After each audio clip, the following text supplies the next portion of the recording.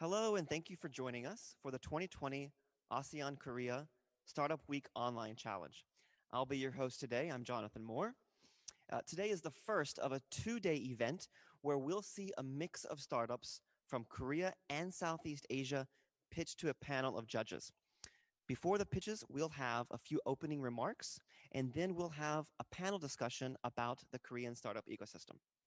This event has been organized by the Gyeonggi Center for Creative Economy and Innovation, as well as the ASEAN-Korea Center.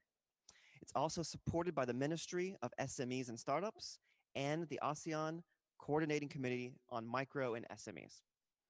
So now we're going to hear a few opening remarks. The first one is from His Excellency Lee Hyuk, Secretary General of the ASEAN Korea Center.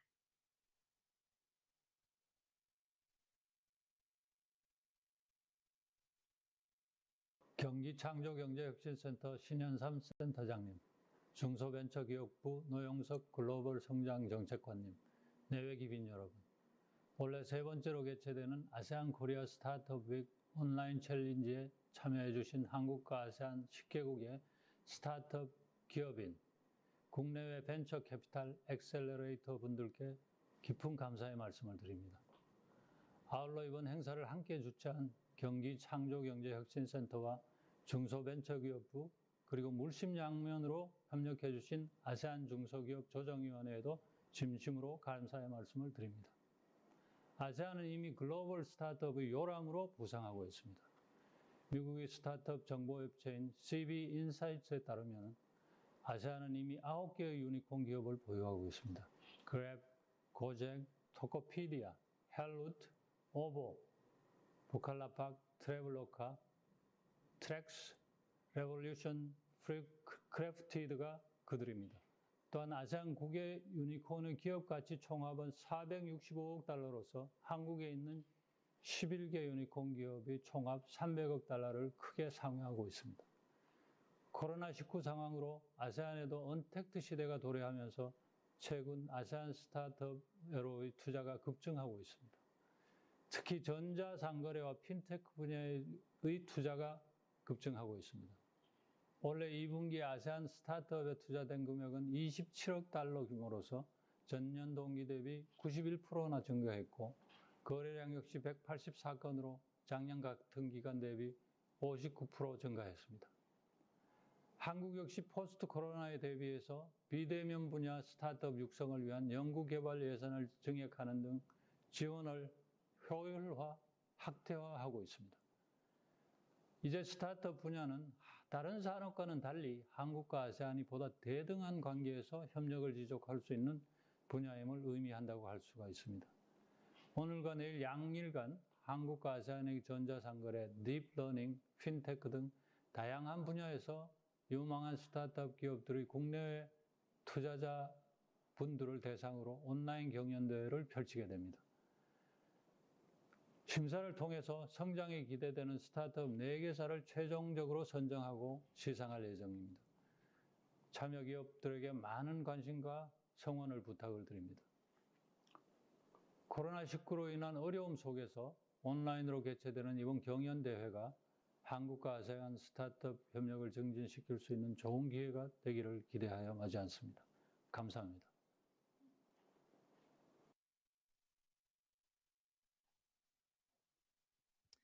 Thank you for your remarks, Mr. Lee. Next, we'll hear from Mr. Shin Hyun-sam, CEO of Gyeonggi Center for Creative Economy and Innovation.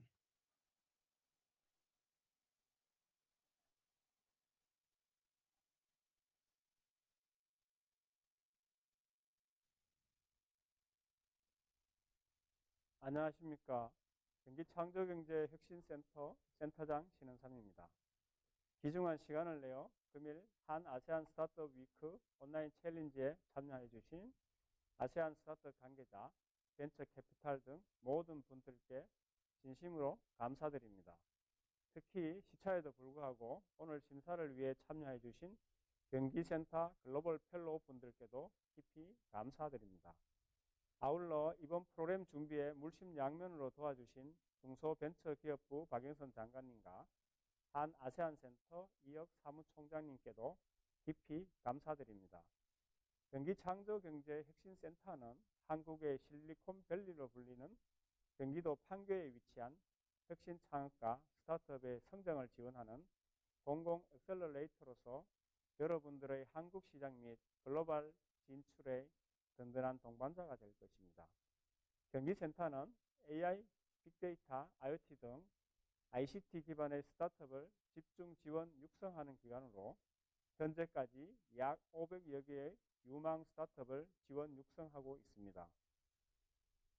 창업 보육 공간 지원뿐만 아니라 스타트업의 혁신 성장을 촉진하기 위해 중견 대기업과의 오픈 이노베이션, 맞춤형 컨설팅, 그리고 투자자와의 네트워킹을 집중 지원하고 있습니다. 한 아세안 스타트업 위크는 한국과 아세안 회원국 내 창업자 및 투자자 간 긴밀한 교류 협력을 통해 상호 우호적인 비즈니스 생태계를 구축하는 데 목적을 두고 2018년부터 개최하여 오고 있습니다.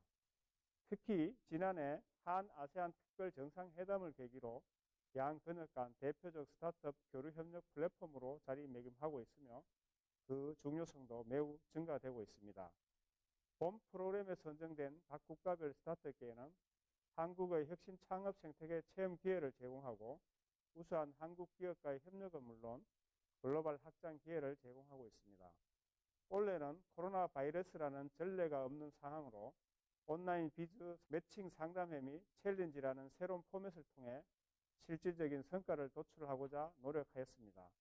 오늘부터 내일까지 진행되는 온라인 챌린지 최종 라운드는 각 국가별 대표 스타트업 선정부터 1차 서류 평가와 2회를 걸친 온라인 비즈 매칭을 통하여 여기까지 온 과정에 큰 의미가 있습니다. 다시 한번 2020 한 아세안 스타트업 위크 온라인 챌린지 최종 라운드 참여를 환영하며 마지막까지 뜨거운 응원을 보냅니다. 모두 가치 있는 소중한 시간이 되길 바랍니다. 감사합니다.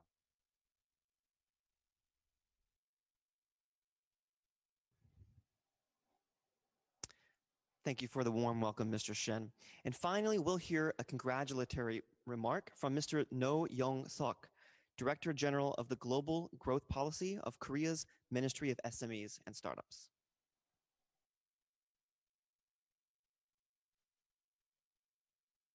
안녕하십니까. 한 아세안 스타트업 위크에 참여하여 주신 아세안 회원국 스타트업 및 관계자 여러분, 그리고 세계 투자자 여러분 환영합니다. 오늘 여러 스타트업 관계자분들을 모시고 2020 한 아세안 스타트업 위크의 개막을 진행할 수 있어 매우 영광스럽게 생각합니다. 저는 한국 중소벤처기업부 글로벌 성장정책관 노용석입니다. 이번 행사가 무리 없이 준비될 수 있도록 물심양면으로 도와주신 경기 창조경제혁신센터 신현삼 센터장님과 한 아세안 센터 이혁 사무총장님, 그리고 아세안 중소기업 조정위원회 관계자분께도 감사드립니다. 아세안은 전 세계에서 가장 젊고 가장 역동적이고 가장 빠르게 성장하는 지역입니다. 한국과 아세안은 1989년 대화관계 수립부터 긴밀하고 포괄적인 관계를 맺어오고 있습니다. 2009년 양측 간 FTA가 완결되고 양자 관계는 2010년 이후로는 전략적 동반자 관계로 격상되었으며 현재 동남아시아는 한국인들이 가장 많이 찾는 지역이 되었습니다. 아울러 지난해 말 부산에서 개최된 한 아세안 특별 정상회의를 통해 양측 간 관계가 한층 격상되는 계기가 되었으며 오늘 이 자리를 통해 상호 교류가 좀 더 활발히 이루어질 것으로 확신합니다. 중소벤처기업부는 지난해부터 아세안 중소기업 조정위원회와 공동으로 아세안 중소기업과 스타트업 정책 논의를 위해 양자 간 정책 대화를 매년 개최하고 있습니다. 그동안 아세안 주요국 중심으로 양자 간 스타트업 분야 협력을 추진해 왔다면 지난 한 아세안 특별정상회의를 계기로 아세안 10개국과 다자 협력 채널을 구축함으로써 다양한 공동사업을 추진하고 있습니다. 이번 한 아세안 스타트업 위크도 그 협력의 일환입니다.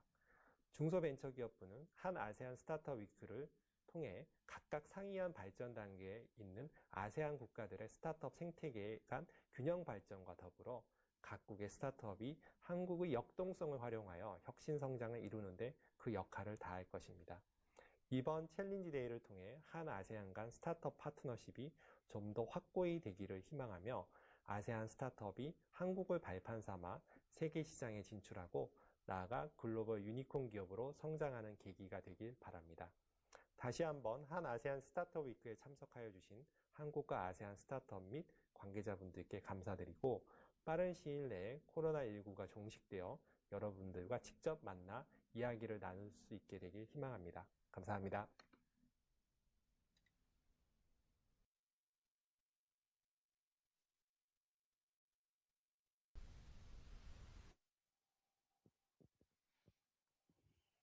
Okay, and now we're going to have a panel discussion about insights on the Korean startup ecosystem, as well as experiences from a startup who has come to Korea.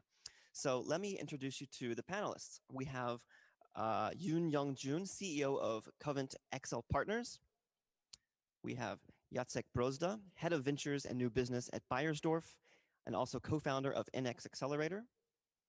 We have Kang Min-sung, Manager of SK Bioscience. And we have Gary Mangentang, CEO and co-founder of Easy.ai. So let me start off by asking to Mr. Yoon. I'm going to unmute your mic real quick. We want to know a little bit about Korea's startup ecosystem. So can you tell us how Korea's ecosystem is both excelling and underperforming? Let me unmute your mic.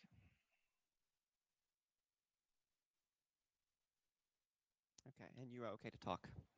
Yes, thank you for the question. That's quite excellent question, and that's something that we have to go over. But let me talk about the excelling part first. Yeah, the excelling part would be Korean government support. Obviously, there are excellent supporting programs such as preliminary startup packages, early stage startup packages, startup jump up packages, Seoul test bed support, and moreover tips program as well. To some of the supporting program subsidies or grants, it would be around $3 million. And the amount would be enough for the companies to get on the track. So that's the excelling part in Korea. So if you do have a startup, please start in Korea. This is the best place in the world at this very moment. But I want to address the part that Korean startups especially should consider more and deeper would be globalization and overseas networking, I reckon. The globalization is kind of a season of storm, but I find many Korean startups just staying inside of Korea, although I clearly see competence and competitiveness in them. But they tend to stay in Korea, although many Southeast Asian startups just go abroad and try to network with neighboring countries, but I don't see why. That's quite shame. It may be because they don't have ground to start in abroad, or ground like a business point, or the first client, or the first investors even. So I hope this startup week be a solution for them, and hope startup finds many of their future partners through this event. And that'll be all. Great, thanks for that. That actually makes a lot of sense. And so thanks for those insights. So for Min-sung, my next question is for you. 2020 has been a crazy year. So how has Korea's COVID response led to any new innovations? Are you able to give us a little insight here? Okay, this is Min-sung Kang from SK Bioscience. SK Bioscience is a biotech company, so I will be able to answer a COVID question. Okay, Korea's response to COVID pandemic has shown success to other high-income countries. There were 3 phases of epidemic preparedness and response framework. First, detection, and second, containment, and third was the treatment. And this COVID pandemic brings new business opportunities as well, like prevention, developing vaccines or manufacturing vaccines in Korea, and telemedicine. Okay, I'm going to discuss more details about 3 phases. The first is detection. Studies showed that high volume of testing and the lower number of deaths suggest that Korea experienced a small epidemic related to other countries. Supply of a diagnostic kit was enough to screen people. As the disease number was escalated, approximately 600 testing centers were established to screen people. testing capacity reached 15K to 20K tests per day. This is the good example of working startups and regulatory agencies like a KFDA with the expedited approval system for the kits and export approval, which led to biotech and health export rose to 78.5% compared to the same month last year. I am thinking mostly the diagnostic kits that affect this number. The amount of the time for the diagnosis of novel COVID will be shortening by the public and private partnership. And the second containment, isolation infected patients and support those in quarantine to increase compliance and most importantly, trace contact with the avoid unusual contacts. And workforces of hundreds of epidemiologists, intelligence officers was deployed for this tracing effort and empowered to use a wide variety of data sources, including credit card transactions and a closed circuit television footage. We are very developed IT technology, so they use those kind of the technologies. And the final one was the treatment, and Daegu was the largest cluster of the COVID infection. And additional 2,400 health workers were recruited in Daegu alone. And across the countries, the government built temporary hospitals to increase its capacity and address shortages of personal protective equipment through the centralizing government spendings. These are the results from the beginning, and decision making in South Korea has been a great connection and collaboration between the government and science communities like startups. Yeah, that's it for my first question. Thanks for that. I was hoping you were going to have some insights with your background there. So we're going to come back and ask you some follow-up question about that as well. But let me move on to our next panelist, Jacek. With your background, coming from Germany, coming into Korea, can you explain how the Korean startup ecosystem may be unique to other ecosystems around the world? Yeah, very good question. So, you know me, Jonathan, right? Now I'm living in Korea for 3 years. Before that, I was living in Berlin. And honestly, I have to say, I'm very surprised and also fascinated how fast the Korean ecosystem has been developed. So 10 years ago, there was not much happening, but recently, if you see the growth coming from government support, venture capital, angel startups, and so on, I think this really brings this into rapid development. So I'm also very confident looking into the future for the Korean ecosystem. From our side, as a beauty accelerator, why we also choose to come to Korea was that this is the only place, and what makes it unique, the only place that has a technology ecosystem, a startup ecosystem, as well as a beauty ecosystem at the same time. So when you look at startups, we already talk about that, right? Government funding, venture capital, accelerators, excellence, right? Free space and so on.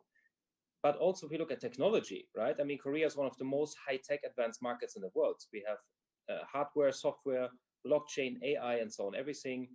But Korea is looking into those new areas. And lastly, for us, very important is that there's an excellent ecosystem for skincare, for cosmetics and consumables.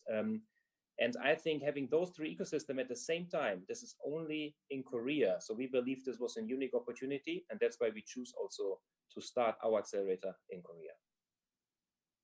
Great. Yeah, you have a really unique experience, coming outside, coming in for a few years, so you know the ecosystem well enough to know how it's going and how it compares to other places. So thanks a lot for your feedback there, your insights. That was really great. Let me move on to our last panelist. Now, Gary, you are based in Indonesia, I believe, right? And now you've come to Korea. So Yes. I'm curious, what kind of benefits does Korea offer startups who want to come in here in terms of support? So government programs, accelerators, incubators, events. Is there any other opportunities you can let us know about? Yes, thank you for the privilege. So I'm gonna share a bit about because I'm here since August. It's been 3.5 months until now, and we are selected as previously part of the K Startup Grand Challenge. But not only that, we were also part of the Global Open Innovation Korea as part of the Asian Korean Startup Center.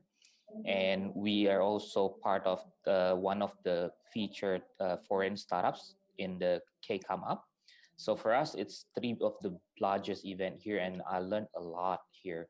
And one thing that really amazed me was the support from the government here, especially to us as foreign startup, because in Korea, in K Startup Grand Challenge, we got help a lot by the accelerator, by the event, by the KSGC team, by NIPA, and also the intern that we were given during the period. It helped us in engaging businesses, in approaching um, a lot of other partners here. And in fact, within this short period of time, we signed one commercial deal with one of the leading Korean hotel player here. And for us, it is not possible if we just come here in person without the support of the government, of the program, and of the accelerators. So that's one thing that really fascinated me a lot here in Korea. The support given to foreign startups here is just simply amazing.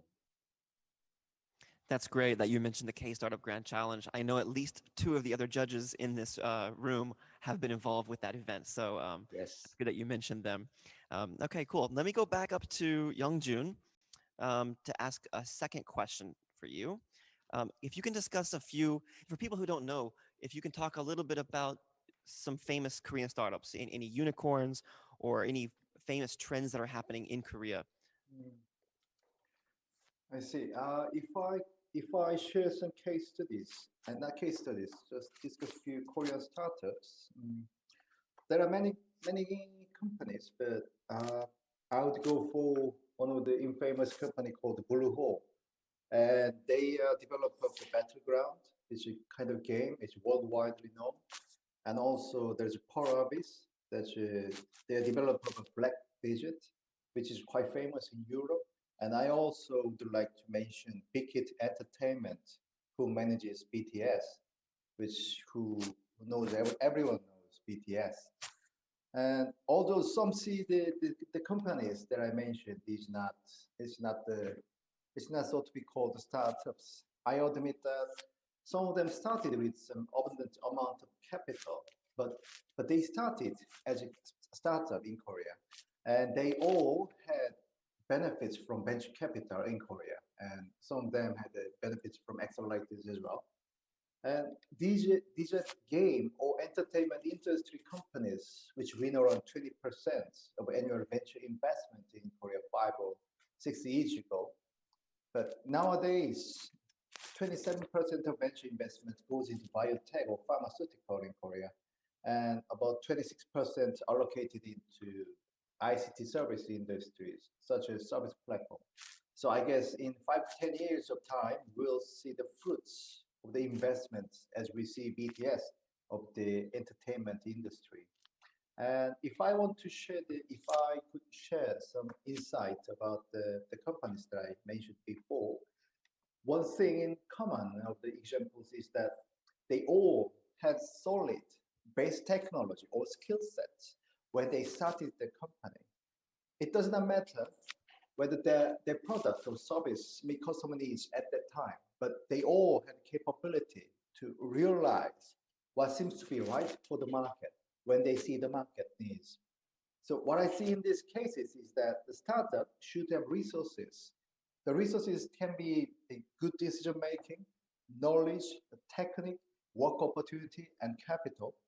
But at this very venturous era in this ASEAN or Asia, in Europe or in America, capital can be sourced from outside quite easily, as far as they have enough skill set and merchantable ideas. So that's something that I want to share with you about the famous Korean startups and their histories. That was an excellent background into some of the unicorns in Korea. Bluehole, I believe, has rebranded as Crafton. Yes. And then, these startups are from a variety of industries. We've got e-commerce, fintech, and then you mentioned BTS. I mean, we're really all over, so it's really impressive. So yeah, thanks for your insights there. Let me go back to Min Sung from SK Bioscience. I wanted to go back to the COVID question. We talked about COVID a little bit. I wanted to know if you've seen any specific innovations in Korea just in the past several months, whether it's with startups that you work with in your portfolio or just in general life here in Korea. Yeah, could you give us a little more information there? Okay. I already mentioned that diagnostic kit was I think, the most valuable for the COVID pandemic situation. But I think it's better to share my experience at SK Bioscience because we are one of the beneficial company for the COVID pandemic situation. So we have 4 programs for COVID. 2 programs are in-house developing and 2 programs are manufacturing system.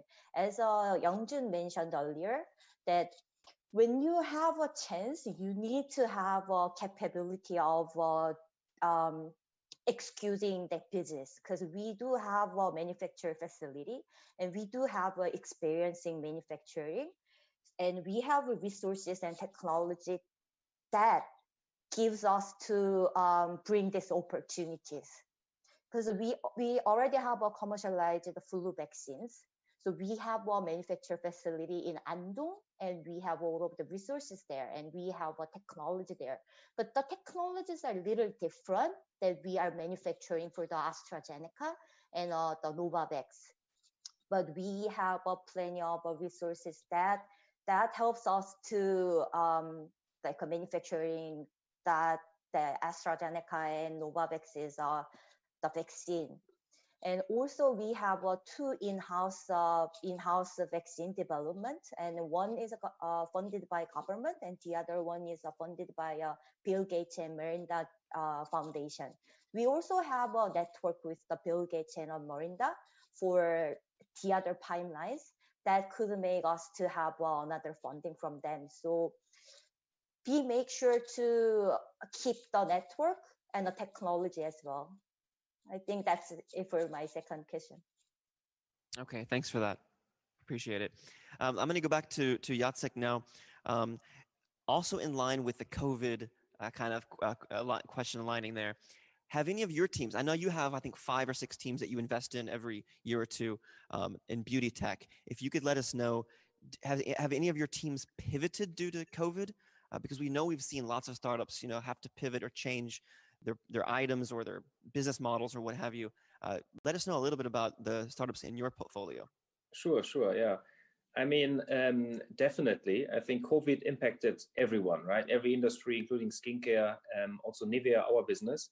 What was very interesting to see with the startups is that although it's a massive challenge, we also see that this challenge provides opportunities if you are fast enough to change and adapt, right? And I can give you 2 examples from our startups in our portfolio and our accelerator. One of them actually decided that during this crisis, we saw a big shift in the media habits, right? So traditional media has been much more going to digital media, and there was a new format coming up, which is called live commerce. And they said, okay, we will bet big on live commerce, and they changed the business model. So they really pivoted. They had to find new people, they had to get all the equipment, they had to find the new partners, and it took them a few weeks, and then they've been ready with a new business model, and now they profit from this. So it's really amazing to see what's possible if you're fast enough to change. Another example is, if you remember in February, March, when the crisis hit, suddenly everyone needed to buy hygiene products like masks, hand sanitizers, but there was nothing in stock, right? So if you're a big company like us, it will take you 6 months to make a product, but then it's too late. So startups, on the other hand, they can do it much faster. So one of our startups, it took them 8 weeks to launch a new hand sanitizer. And so they were very fast, agile, and then also able to commercialize on the COVID-19 opportunity or challenge. So I think the learning for us was really that actually startups are much better suited to deal with uncertainty than bigger companies. And it's also big learning to see how they take this opportunity. That's super interesting. You're right. I mean, startups can move a lot faster than big companies. So maybe they're best suited for challenges such as pandemics like this. Let me go on to our startup, Gary. You mentioned some of the support, the great support that startups can receive here in Korea for foreign startups specifically. But what about being a foreign entrepreneur in Korea? Personally, what kind of benefits and challenges have you experienced? Okay, for me, based on the experience, for sure, the number one challenge would be the localizations. One would be the language, and we're still trying to learn the language also. And the first thing we did when we first came here and started the program, because the KSGC have help us a lot in giving out and fast tracking us and helping us in understanding the market, and with the help of the accelerators and also the help of our own interns. So first thing we did was to just localize everything, including the decks, our sales deck, our pitch decks, our website, our product. We launch everything in Korean, and we begin to learn. We try to localize stuff and deal and speak during meetings along with the help of our accelerators and interns as well, in the local language as well, so that we can understand and we can relate better. And I think that's one of the biggest challenge for foreign entrepreneurs here. The market itself is super interesting and it is big. And you also mentioned, and all of the panelists also mentioned about how Korea now is just one of those few countries in the world that is now dealing very well with COVID, and economy has started moving. In fact, if we look into, since we're in the travel industry, if we look into travel commerce spending, interestingly, Korea, with only 1/5 population compared to Indonesia, has 2.3 times larger total amount of e-commerce spending annually. So that is super interesting for us, startup, a very interesting market. And for us startup, due to the, of course, resource and our limitations, government support, accelerator support, and all of the Korean government programs for especially foreign startup, it really helped us a lot in here. And my main thing, probably one thing that I really got from the program, is that the necessity to localize not only the product but also the company, and hire recruit also local Koreans to help us in expanding into the market. And that would be the number one in terms of priority to do, I think, if we as startup or as entrepreneur wants to expand here into Korea. That's probably a bit about just sharing my experience, and I strongly believe with the help of the government, the opportunity is there, and it's really interesting for us startups. So I have a quick follow-up question, because so you mentioned localization and language were some of the most difficult parts. My next question was going to be, what's the most difficult part in getting funding from Korean investors and accelerators? So would you also say that's the same thing? Would it be the language, or what would you say for that?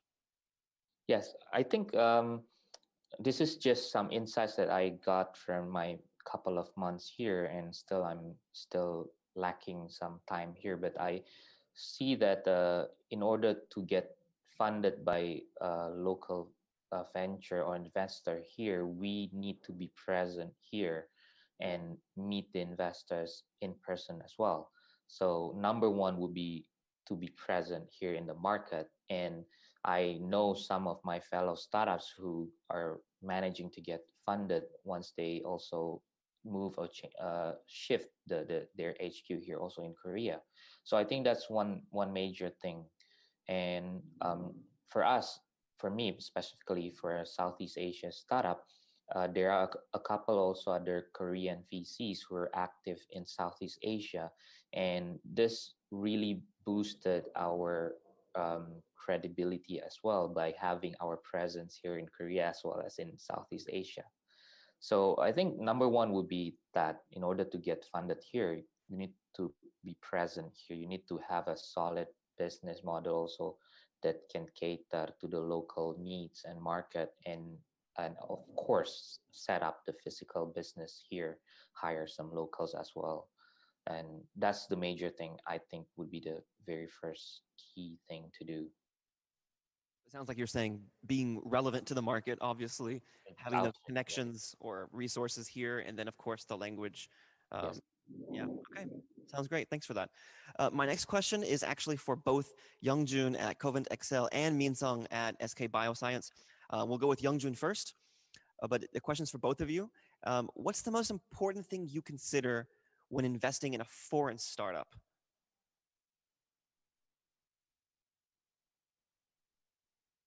Mike first.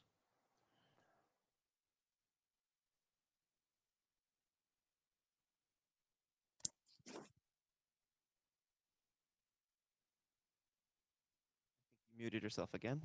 Yeah, Okay. thank you very much. Yeah, cheers. Yeah, that's a very good question. That's a very good question. People would say they would see who they are. They'll see who the person is. That the most important part is who they are, and they will see the people inside of the company. But if I specify a little bit more, I would say the most important criteria to consider is credibility of the company members. If I put it in another way, it'd be whether they are trustworthy. So I cannot avoid checking whether they try their best to make it happen when they promised or forecasted. When they present their future plans or strategies, we'll just cope with them. We'll communicate with them for two or 3 months, and we'll see whether they will keep their promises, where they try not to fail what they have been saying. Or I'll check if they have been sincere to their former investors or accelerators. So I will meet the former investors or accelerators and ask about that person or the CEO or C-level persons if they've been sincere to them. Because it's all about relations, all about networking, and their business will be networking with the human relations. So the most customer of that company could be their former investors. But if they haven't been sincere to that person, which that could easily relate it to their future business failure. So that's the most important thing for me. But the thing is, the future is not something we can see clearly or easily predict. Therefore, as an investor, if market changes, it changes. I have no problem with that. But I do, however, would check or go over what they have been doing in that turmoil, especially in this Corona situation. That's the criteria that I put. That's most important for me. Great. So it sounds like you prefer to invest in startups who already have investors in their probably home countries, correct? Without that, there's not much traction for you to really do your due diligence on.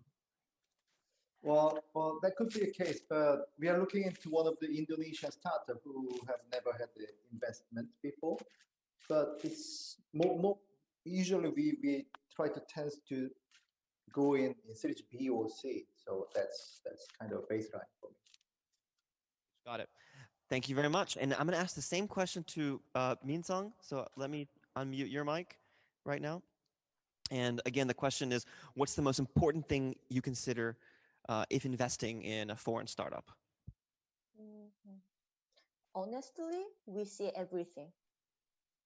Like strategy fit, the marketing and business opportunities and business models and technology and company systems and infrastructures, and we do a evaluation and reputation check of the founder and also the co-investors. So we see everything, but SK Bioscience is one of the conglomerate company of the SK. So we are more likely to focus in a strategy fit that we can like expand our pipeline, or is it like can we have a synergy relationship with our current pipeline, or is it can be our new business portfolio? We see those kind of things first. Then we check the market size of that new business or the current business, and is it possible to expand it to the global business, especially the US, because of the prescription drug markets are approximately over 50% are US. So US is a big market, so we see is it possible to go to US market, and also that we are looking at the business model. So can they possibly make a revenue, and how are they going to generate the revenue, and what's their cash burn rate, and is it reasonable to use that money? And is it possible to licensing out to Big Pharma? And if not, is there has any opportunity to develop our own? And technology-wise, we see that if they have a platform technology, is it possible to extend it to other therapeutic areas and technologies? And is the technology has advanced to other competitors? And we also see the company system and infrastructures, like the startup companies, they cannot have a perfect company system and infrastructure, but we have to see that because our exit strategy is the IPO, right? If that's not ready, we cannot exit with their company, right? So we see their internal processes are right and key members of the R&D, CEO, CTO, CMO, and etc.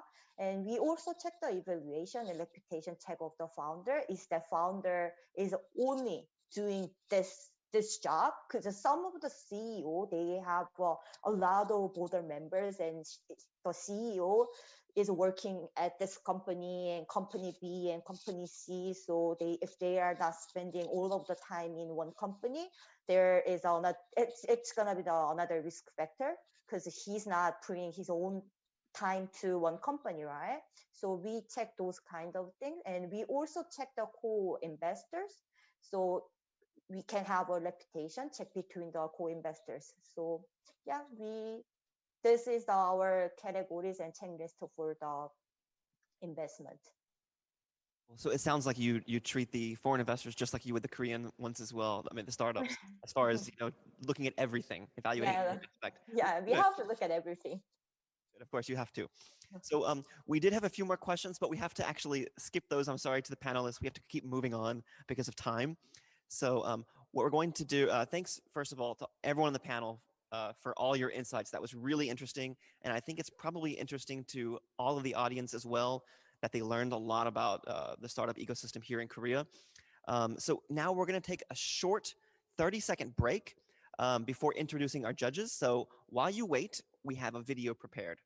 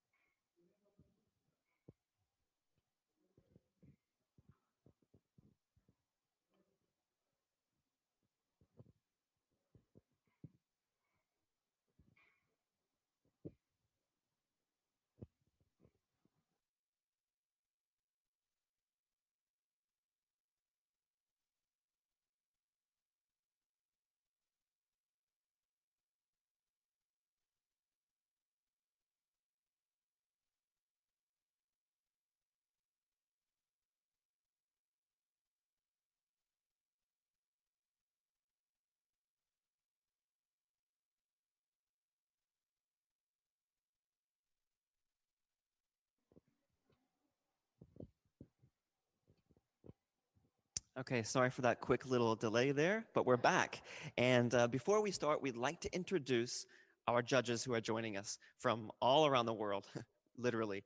So we heard a few of them in our panel talk just now, but once again, you guys don't have to say anything, but you can just put your hand up real quick if you want to.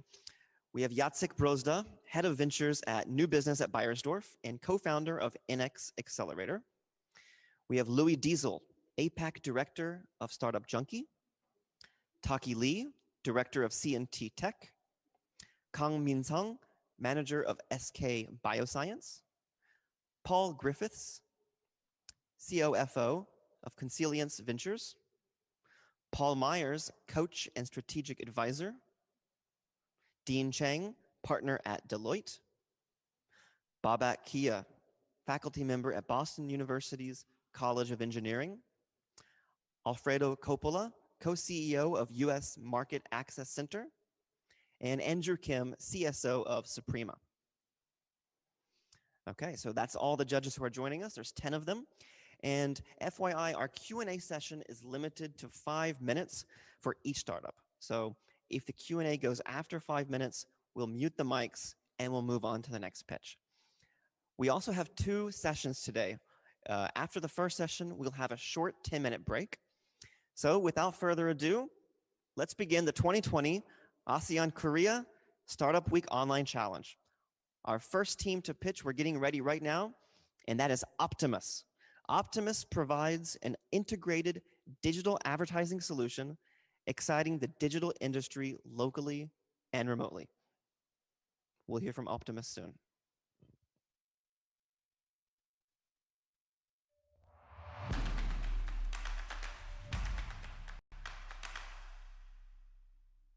Ladies and gentlemen, my name is Robani from Brunei Darussalam, and I'm here to present to you Optimus, where we are looking for partners to invest in a data-driven digital Brunei. What it means is that we are on the cutting edge of ad serving solution and marketing technology, which empowers digital creators and tech-savvy marketers to bring innovative and creative campaigns. By doing so, the marketers be able to build provocative and forward-thinking advertising that brings inspirational to the digital Brunei. And this is building a digital journey where we are able to believe in the economy through a data-driven analytics of advertising. And this helps to change the mindsets of advertising technology that produce the results. Not only that, this helps to create the opportunities of digital media for the market locally and regionally. With doing so, we empower both end users of advertisers and publishers, where they create the demand and the supply to a digital media buying targeting method approach. And that is where a data management platform is created through the Optimus Ad Network, where we connect publishers and advertisers in the ad network itself. Through that, we have validated our service with the publishers. How so? Is that we actually analyze their platforms, create ads and yield management system, and this allows us to build in incorporating display ad banners where audience can be monetized onto their platform itself. With that, local advertisers and regional advertisers are able to work with our state broadcasters and a digital startup agency called The Scoop in building their ads operation and yield management for advertising. With that being said, this allows education sectors of advertisers to reach a bigger audience in the market itself. And that helps to increase their audience reach from a digital marketing kind of approach through the digital banners of interactions, where we were able to increase the online registration to almost 2,000 of registrations online itself. With that, we not only serve the market, the Brunei market, but the Southeast Asia market. The digital aspect market is a 4.6 billion industry by 2020.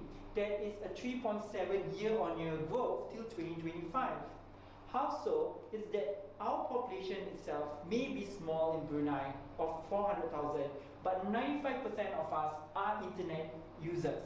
And not only that, we have more than one devices on our mobile, and where we are socially active through our Facebook, Twitter, Instagram, and LinkedIn. And we don't only reach social media, but we reach to most prominent visited websites globally. And that is through the trends where content are developed to the other markets of Korea or Malaysia or Indonesia itself. This is a $39 million industry in Brunei itself, with a 6.5 year-on-year growth to 2025, where 21 million is going to the digital publishers, while 80 million goes to social media. With that, we know that we can also attract the Southeast Asian market to invest in the digital Brunei through media and content itself. And that is where we see a vision in building this digital Brunei to a strategic, tactical execution for result. And that is working with publishers to bring in the demand of advertisers into the market itself, activating ads that customers can interact to bring new currents and newer audience into their platforms, This increase our market presence share to the local market, but also regional market, and creating a new revenue stream by 2021 for a digital economy. From there, we understand our brand positioning by being the center of it all, where we look at data analytics, brand presence, technology, and monetization, and the cost of it. And this way, we will be the center of it by working with the creative industry, the technology industry network that is available in this market and externally, and working with publishers to extend the content of digital Brunei for monetization. With that, our revenue stream comes from publishers, where we work with them to build media sales and partnership, advertisers for media planning and buying, digital consultation to technology and data services.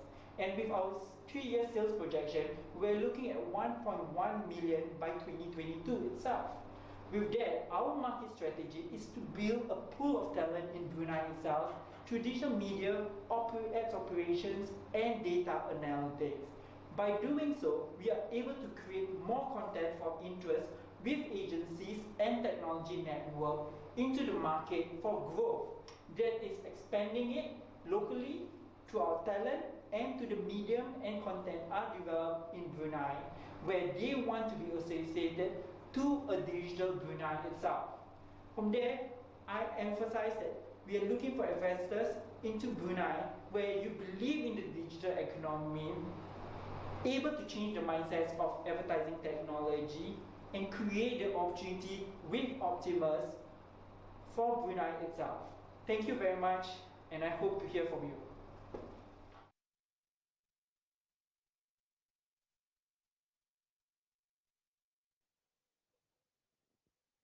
Okay, thanks for your pitch. And now we're ready to hear from the judges. So judges, if you have a question, please remember to type the word question into the chat. I will unmute you and you can go ahead and ask your question or provide feedback.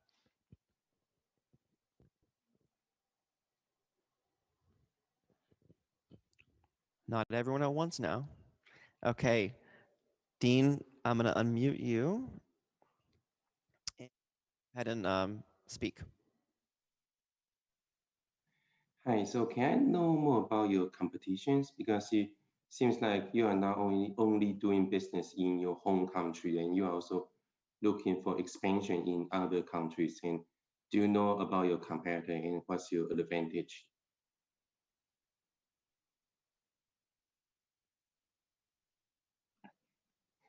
Hi. Hello. Thank you for the questions. Currently, right now, the focus will be in Brunei itself, but obviously we are looking at it in the attractions where media buyings are to other agencies based in Singapore and Malaysia. So, like, basically, I know the tourism industry is really affected, but by having the publishers in the market be connected with EdTech, this would actually help the media buying process to the media agency based in Singapore and Malaysia to actually buy into Brunei digital advertising spend into it. So how our competition works in a way is locally, most broadcast digital publishers in the market do not have the AdSense. So that's why we really have to do digital education to the market within the advertisers and publishers in this market first. And potentially having more of the agencies, media agencies in the Malaysia and Singapore market to actually look into the buying process into the Brunei and also expanding it to the other region. Okay, thank you for your answer there. Next, we have a question from Alfredo. Alfredo, you can go ahead and ask your question now. Yeah, hi there. I was curious how much of your solution involves technology versus deploying some proprietary products that you own?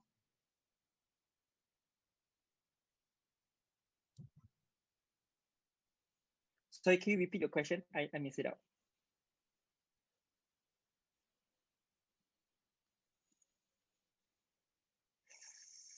Sorry, can you hear me?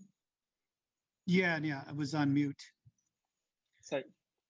Yeah, I was asking how much of your solution involves consulting versus deploying proprietary technology that you have developed.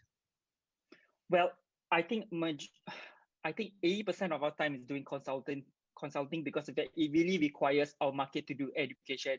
To be honest, Brunei is very 40 years backwards when it comes to technology. We don't have such opportunity right here, right now to actually talk to potential investors into the Brunei market. So that's why we sign up for this to actually the ASEAN-Korean Startup Week. Because of that, this is where we want to actually promote the Brunei market, especially where the government is pushing in the next 5 years for a digital economy. Great. Okay, hopefully that answers your question there. Our next question is from Taki at CNT Tech. Hello, can you hear me? Can you hear me? Go ahead. Yes, I can hear you. Okay, good to see you again. Yes, So, Mr. Taki, great to see you again. So, I think in South Korea's case, a lot of some similar solution like you, so turned into some kind of make their own brand, private brand, and they sell it. Yes. So, do you have a plan like this?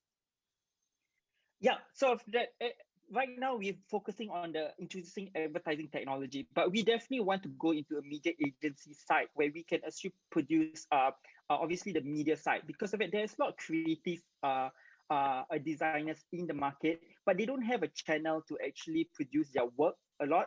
So we want to go into that direction in the long run, where we be able to support our governments, our private sectors, our public and private sectors into a very data-driven business. Because of that allows us to expand our business into the research, AI, into other media industries also into the market. Great, and that is the last remaining time we have for the Q&A. So thank you all for the judges for your questions, and we're going to go ahead and move on to the next pitch. So while we get ready, the next pitch is UAll Technologies. UAll Technologies is a travel wallet that aims to provide users with lower card fees when traveling and enables ease of access to spend tracking. So next, we're going to hear from UAll Technologies.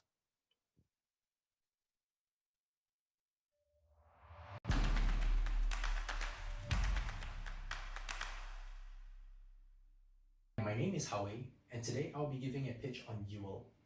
Before we begin, I would like to share what led me to start this company.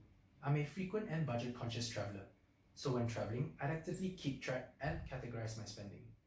This is very inconvenient for me, as I had to record every transaction, then categorize them manually. On one of my trips, I was unexpectedly charged 2% in bank fees, which I only found out after the tedious process of going through my financial statements. The company was founded with an aim to help users easily understand their spending and carrying out their financial activity within one application. Our current mission is to enable users to travel with lower fees and gain better control over their financial life. To identify if other users had similar issues, we conducted a market research in Brunei. Our main findings showed fees charged by banks was one of the highest pain points, and respondents preferred using cash overseas due to lower fees and ease to spend tracking. Banks or e-wallets do not always clearly state their fees, and their documents can be confusing. This lack of transparency often leads to fees charged that users are unaware of. With existing system, it is inconvenient to keep track of spending, whilst for e-wallets, you are only able to use them at partnered vendors. When you lose your card, time is lost contacting customer support, then going through a verification process prior to blocking or unblocking your card. For our solution, we will provide users full control over their financial life, competitive foreign exchange fees, and ease to spend tracking. One of our key advantage over existing services is we look to engage with the user community, allowing them to have a say in our product development roadmap. With competitive foreign exchange fees, users will be able to spend in foreign currencies with lower fees. And to improve transparency on fees charged, this will be clearly stated in the phone application. Through the application, we will provide users full control over their card security with features such as freezing or unfreezing their card. Our spend analysis function will categorize user spending, thus allowing users to easily identify their spending habits. We will target millennials and Gen Z, as they are expected to be more tech savvy and are also more likely to travel overseas than Gen X or baby boomers. Our initial target market will be Brunei, where we aim to obtain 30,000 Brunei millennial travelers. The main competitors in this industry consist of traditional banks, e-wallets, and digital banks. The table on the slide shows some of Yuwell's features compared to existing services in Brunei. We will look to build upon existing digital bank offerings, such as introducing spend analysis. Whilst compared to e-wallets, our users are not limited to only using our services at partnered vendors. Yuwell's product consists of a phone application that functions alongside a physical prepaid card. And our main revenue stream will be fees income from interchange and subscription fees. Without taking into account local spending, the average Asian millennial traveler spends 4,300 Brunei dollars on holidays annually. With this as a basis, we will look to earn 50 Brunei dollars per wallet by 2023. The founders of the company are myself and Renwi. We are both from engineering background. What led us to start this company together was our shared obsession towards the payments industry, where we continuously explore how to lower fees and simplify processes for consumers and businesses alike. At our helm, we have Mr. Sim as our CEO, a top-level management executive highly experienced in managing and growing a company. Spearheading our technological development, we have Chris as our CTO, who has over 35 years of experience in software and application development. Supporting our team, we have a bank, compliance, and business advisor. We aim to obtain customers in our targeted demographic through initially engaging Google Developmental Group Brunei and attending events such as University Open Days.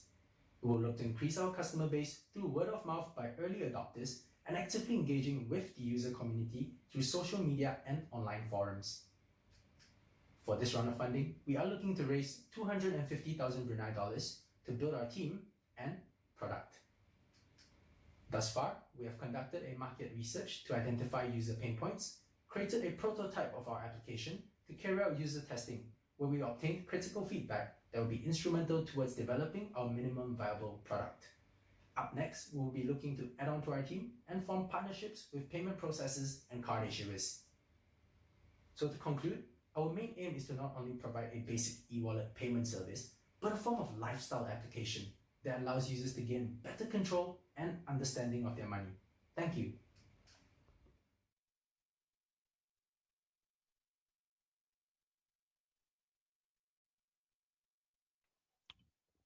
Okay, and thank you for your pitch. And now we're ready for the Q&A session with the judges. So judges, if you have any questions or feedback, please go ahead and let me know. Okay, we have our first one. I'm going to unmute Alfredo so you can ask your question. Yeah, thank you for the presentation. Curious if you're focusing primarily on business travelers or leisure travelers, and whatever your answer is, why are you focusing on them?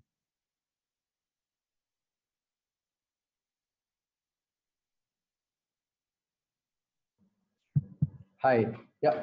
So I'm mainly focusing on leisure travelers, as in Brunei, the licensing for e-wallets or e-money, there's a cap on how much you can have within that wallet. And right now it's around 2,000 Brunei dollars. So for a business traveler, they often have to spend more than that.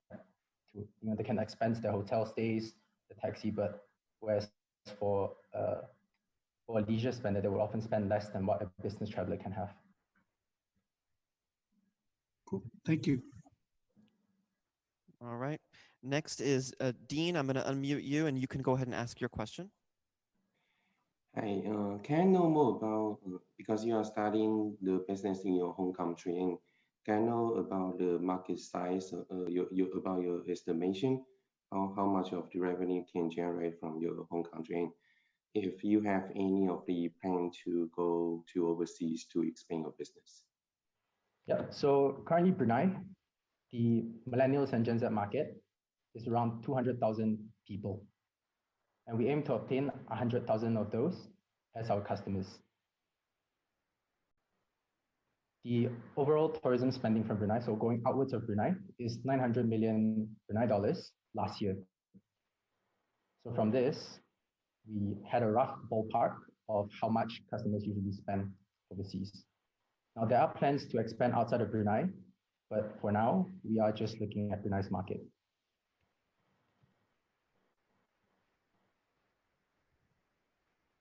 Okay, do we have any more questions from the judges?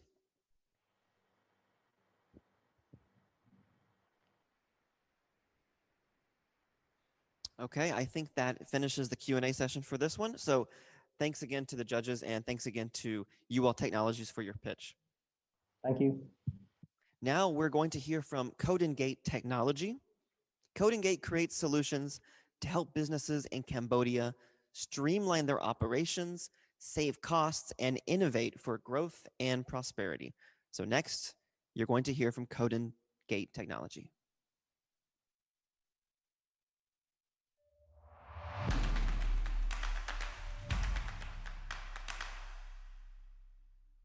Dear respectful judges, today is my great honor to have a chance to present you about my company, CodingGate Technology. My name is Ospiam Ko. I'm a co-founder and CEO of CodingGate Technology. This company have established since 2013. We have been already 7 years in the markets. We have been there since the beginning of digitalization in Cambodia.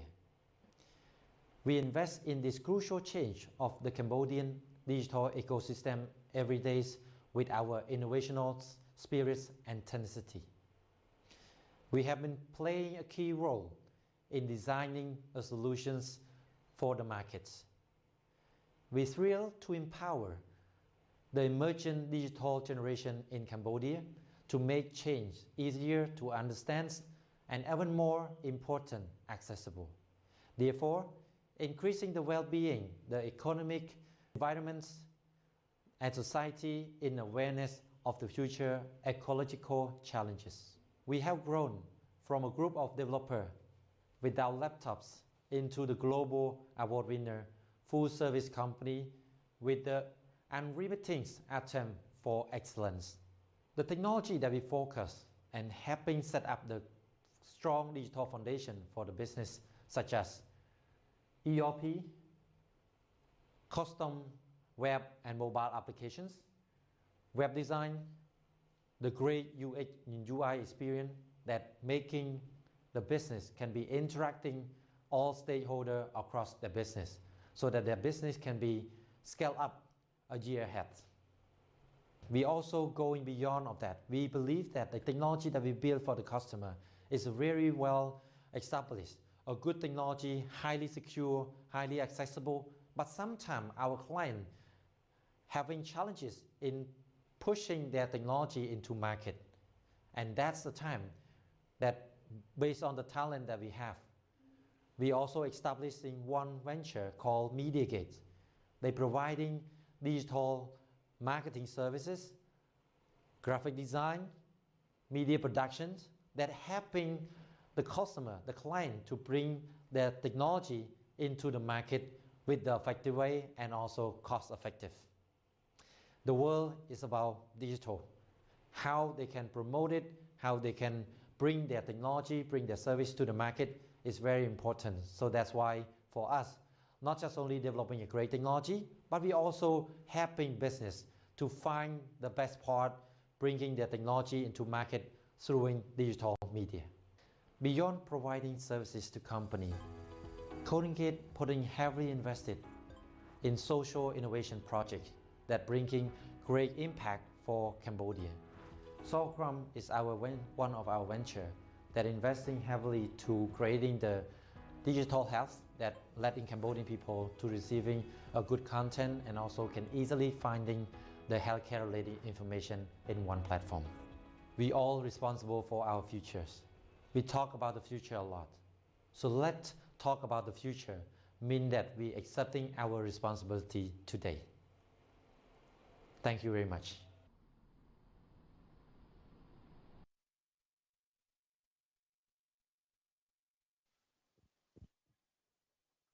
Okay, thanks for that pitch. And now we're going to move on to the Q&A. So judges, if you have any questions or comments on the pitch, go ahead and let me know, and I will give you permission to speak. Okay, we've got one. Dean, go ahead and ask your question. Can I know more about your revenue model? I mean, do you have any of the recurring revenue, or you are just helping other companies to do projects? Sure. So our revenue model will be from the software development. So we're selling some of our proprietary softwares. For example, we have school management software, HR solutions, and e-commerce, e-delivery platform that will be we're selling as solutions to the customer, but we also providing the service of web and mobile application development and also digital media production service. Beyond that, we also providing on the yearly or monthly maintenance. Actually, we don't use the word subscription because the subscription was not really work in the Cambodian market. So that the word maintenance service is really mean of the subscriptions, but it's more like a set of the amounts every month. So that will be our revenue model. And now we are pushing forward to getting our solution ready, like e-commerce platform, the e-delivery platform, the school management system, which is ready implement right away. So we less of spending a lot of the resource on the software development resource. So that's kind of the model that we're scaling. And the most important part for us is about giving a customer flexibility to doing customization, because without customization, the technology is gonna be cover of the business to scale. We don't want the technology to cover the business to grow in the way they want to grow. That's why we're giving flexibility to the business, but we also providing the full ready solution that we have. Okay, we've got another question from Taki from CNT Tech. Yeah, hello, good to see you. So yeah. I think you are providing a lot of the multiple solutions. Yep. So, but simple question. So who are using your solutions? So I'm asking about your clients. So what Sure. kind of clients, customer you are targeting? Yeah. So since 2019, so we focus a lot for the solution web and mobile application, especially software development, to the medium, established small business to corporate. So that's why what we focus on the software development. And then by the opportunity for us to move forward to the solution ready that we have, like school management system, e-delivery, e-commerce, and also the HR solution that we have right now enhanced. So we can provide to SME, also the medium and large company to using our solutions as well. So far we have been supplying more than 100 company to using our softwares and also using our service as well. All right, I think that is all of the questions we have from the judges today for this. So good job, Golden Gate, and thank you again. So while the judges wrap up their scoring, let me introduce the next team. The next team is Peth Young Health Tech. Peth Young is a cloud-based electronics, medical records, and hospital operating system and healthcare platform. So next we'll hear from Peth Young Health Tech.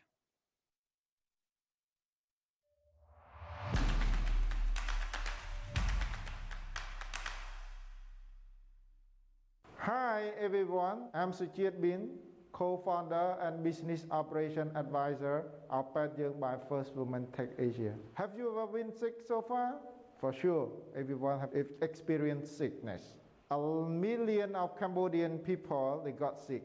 They have a problem of access to the quality healthcare. Because of medical record problem, they can lose medical record. They spend a lot of time to get the service. This is the problem they're facing. Most hospital operation management in Cambodia, paper-based. When they do a paper-based, they face the main problem.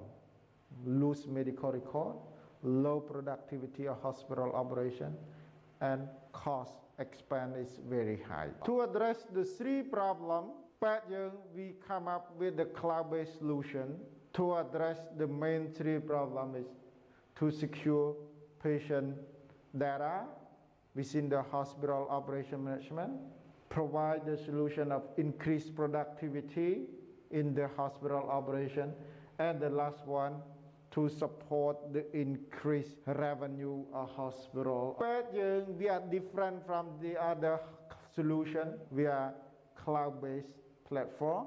We are designed to meet the need of private and public hospital, from small clinic to the largest clinic, and also connect with the patient for appointment and to get consultation. We are all in one solution. We not just on the medical record, but we facilitate the whole process of management within the hospital or clinic. We have been launched into market 2017 with 39 clients. We keep increase the sign up from panel clinic. Until 2020, we got 145 private and public clinic. And also we generate revenue increase from 2017 to 2020, 91K to 800K in 2020. Packaging solution, we won the award, ICT award in 2019. We also got the commitment from Ministry of Health to use packaging to digitalize hospital operation management within the public hospital.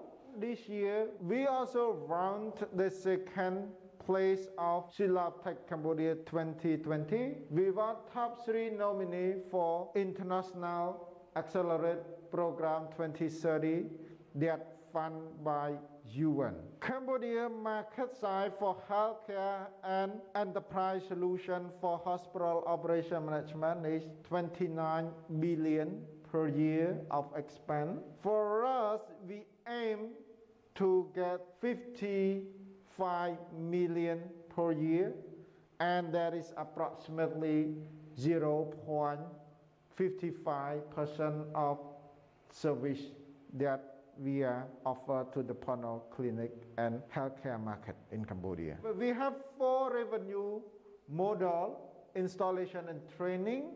We have monthly subscription.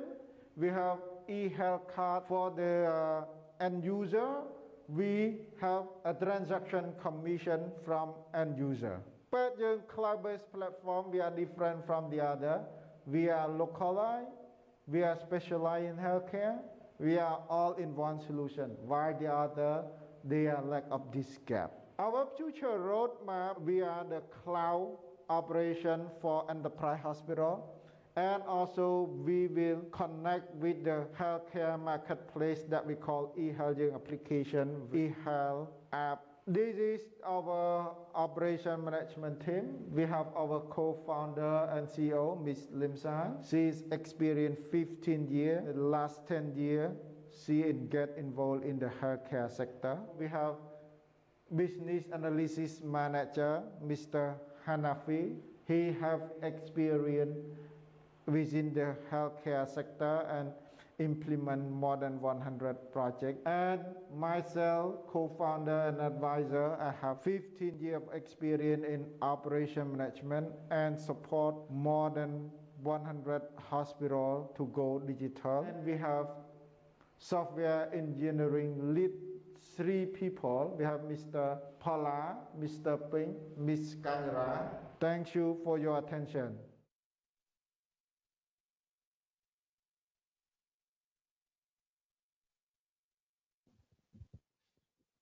Okay, now we're ready to take questions from the judges. And we have our first one. So Alfredo, we will unmute you. And you may go ahead and ask. Yeah, thank you. That was a really good presentation. So outside of Cambodia, where do you think your next market would be to enter into? Have you done some research on what are the countries or markets you think that you can go into next?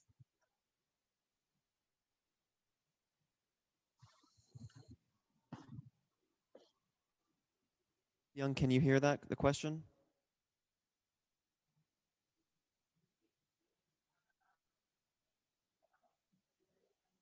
You want me to repeat?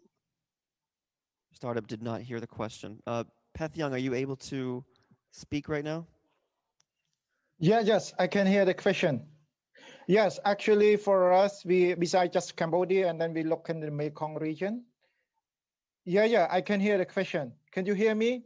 Yes. We just look at the Mekong region and then we especially focus in Myanmar and Laos, and also after that we will look at in Asia. Can you hear me now? Yes. Yeah. Yes. So and then the. Okay. Thank you. Thank you. And okay, we have the next question from Minsang. Minsang, you are up next, so we will unmute your mic.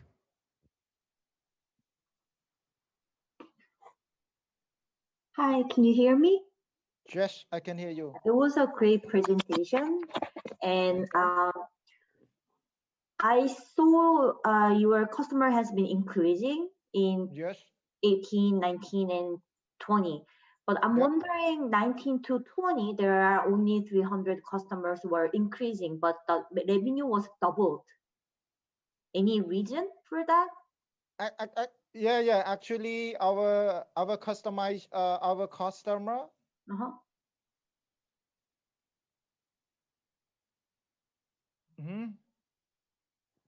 Was because of the proportion of the increasing the customer and the revenue seems a little bit off. So it seems like your revenue is doubling.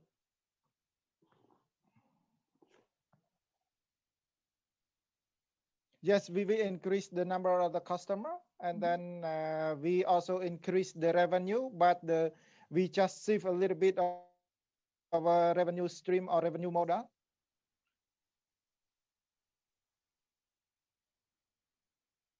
Okay.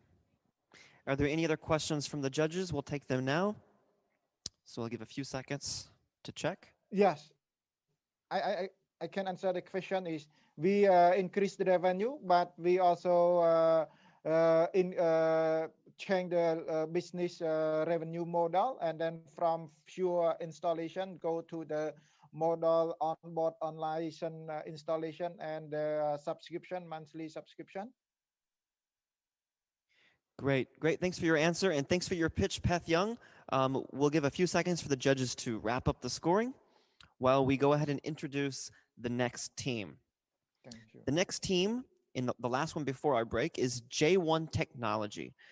J1 Technology uses computer vision technology to solve your problems. So now let's hear from J1 Technology.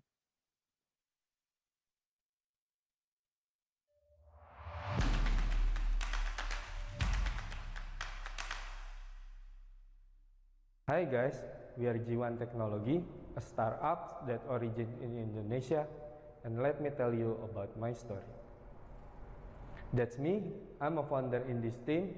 My research work on deep learning optimization, and I have experience on artificial intelligence and computer vision technology for a long time. So, J1 Technology is a group that works on computer vision technology to solve our customer monitoring and surveillance problem. Did you know there are around 6,000 people getting hurt every day at work?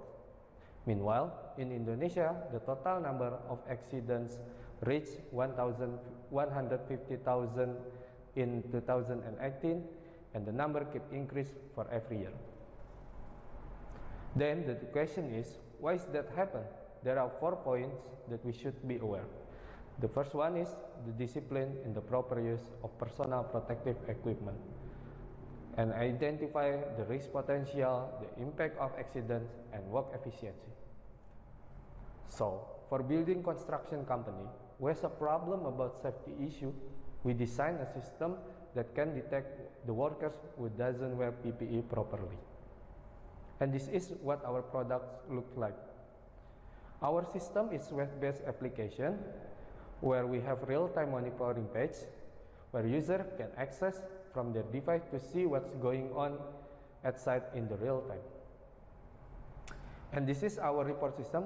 From this page, user can analyze the change of worker behavior, also to do reward and punishment with a proof from capture image. So this is our business model where our revenue come from subscription, where the user will pay for our system for every year. If we look at this data, you can see there is a noticeable difference where South Korean value reach around 260 billion USD, and it will be great if we can engage with South Korean market. And this is our customer segment where our customer come from building construction company. So our processing product is to get user more convenient when they use our application, and our system can be accessed from multiple device from anywhere and anytime. This is some great feedback from our respected client where we did trial on their projects. Mr. Bona from Waskita said that PPE detector is highly efficient in terms of labor supervision, especially to supervise the usage of the personal protective equipment. Thank you.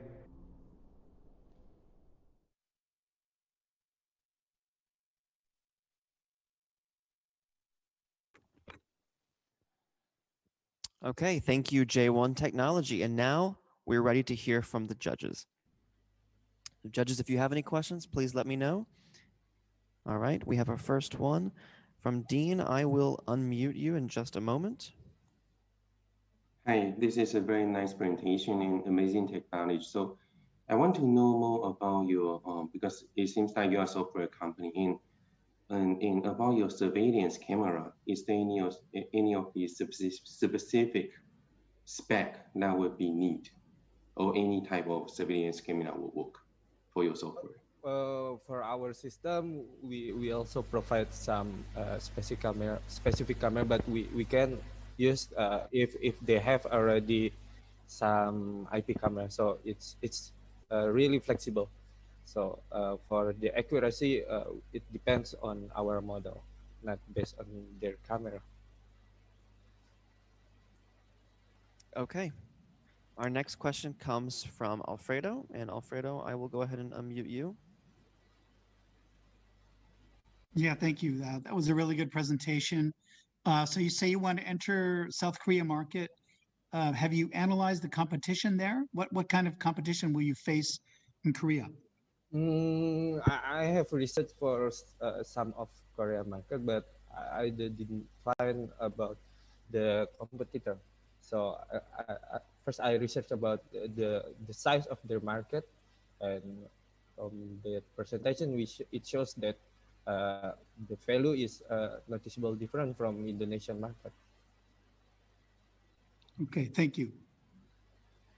Our next question is from Louis.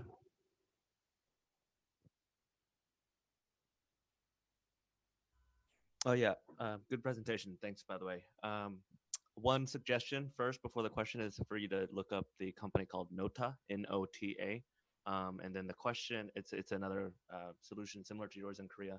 And my question is if your solution requires any AI compression for your behavior detection technology.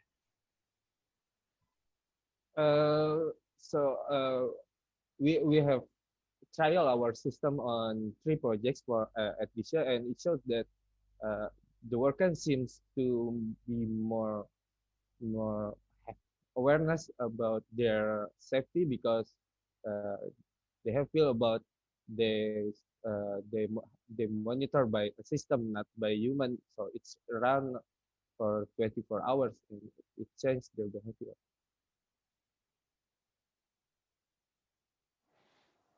Okay, our next question is from Andrew. Andrew, you can go ahead and ask yours. Hi.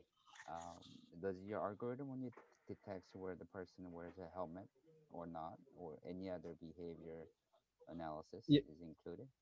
Yeah, it's based on the user requirements, such as if the worker at a high floor, we need to also detect their full body harness to get more safety, and it's based on their location of work. yeah, this is the market that you're addressing right now. Do you usually go direct to the construction company as your clients? That's usually how it doesn't work in the rest of the market. It's actually you need to go through the SI to SI, and usually your software will be a piece of software that goes into the VMS. So yeah, for now, our main target is to get construction building company, but we have to try propose our product to such as chemical process or oil and gas where they also use about personal protective equipment. okay, thank you. Thank you. Okay, I think that is the end of our Q&A for this one. So thanks a lot for the judges' feedback, and thank you again to J1 Technology. So this concludes part one of the pitching today. So we'll now have a 10-minute break, and when we come back, we'll have 5 more pitches. So please wait for 10 minutes, and we'll see you soon.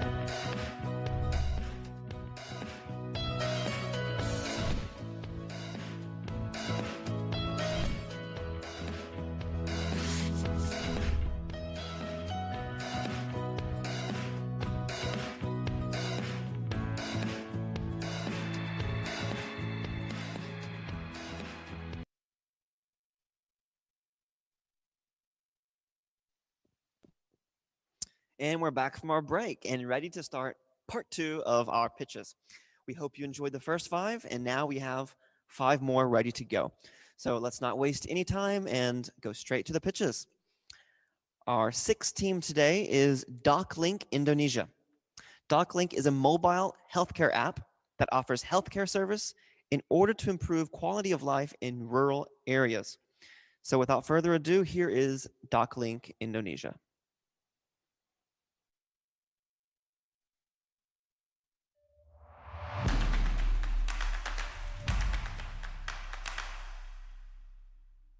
Hello, let me tell you a story about my best friend Budi Santoso, who is also the founder of DocLink. One day, Budi got suffer from his back pain and he cannot wake up from the bed.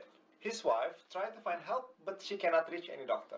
She called the hospital and stuck with the long IVR, which resulting no doctor available for home visit. And she also can get the medicine needed to ease the pain. So, she carried Budi on her own, put him on the back of the car, and went away to the nearest hospital. And in pain, Budi has to queue and wait his wife, filling out the forms. And finally, he got the medication. Can you imagine that this story also happened to lots of people in Indonesia?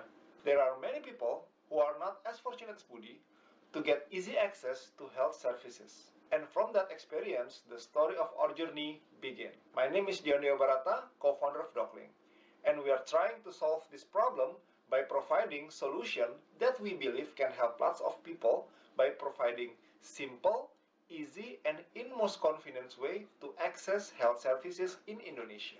In real life, these are the problems that we often find. Minimum information of health services around us, difficulties to reach health facilities, matter of transportation, time, or more, if you are distant with family that is ill. Administrative is always be a problem for us. Filling form multiple times and provide personal document just to keep medical history recorded. Chat is helpful, but when chat with doctor is not enough, are we still have to go to the clinic or hospital? Our solution to this problem is to launch an application that provides on-site medical services. Introducing DocLink, we provide comprehensive on-site medical visit. What makes us different? We are completing telemedicine that is booming currently. We always cooperate with health institutions so the quality can be monitored better, and we provide linked medical history for all medical practitioners to review when they're examining or provide services to the patient in purpose to avoid mishandling.